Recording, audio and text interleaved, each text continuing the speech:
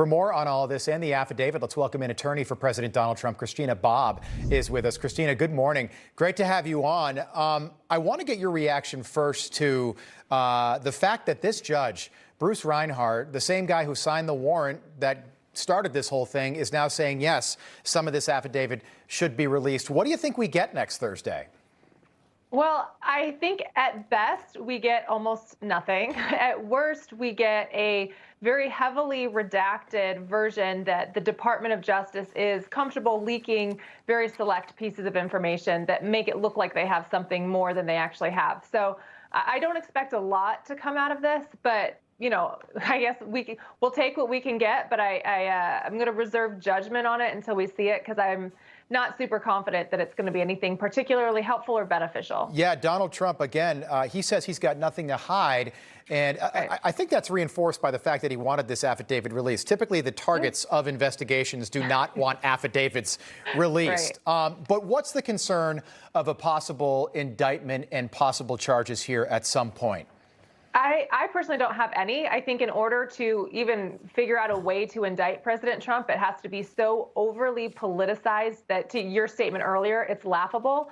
The president has complete discretion to classify or declassify. He's also not subject to the same declassification procedures as other government employees.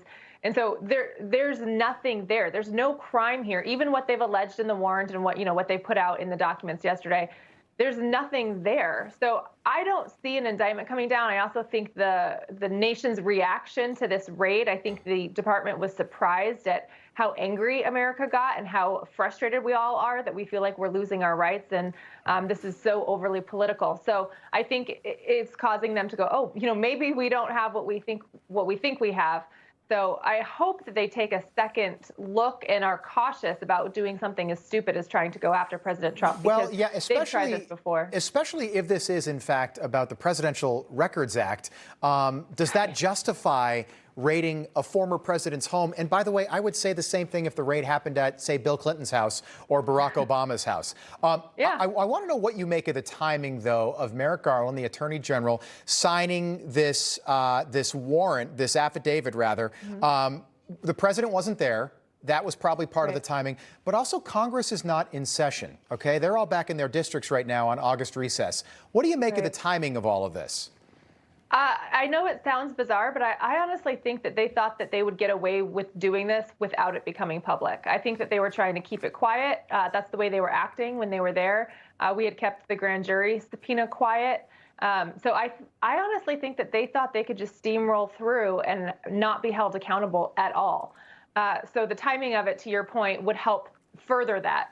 There wouldn't be a lot of people around. Congress isn't in session to make a big deal out of it. So I think that they were trying to keep it very, very quiet and just go in and search for whatever they wanted to search for and raid the place. And I think they're surprised that it became as big of a deal as it actually is. Yeah, this has become the biggest story in America, far and away.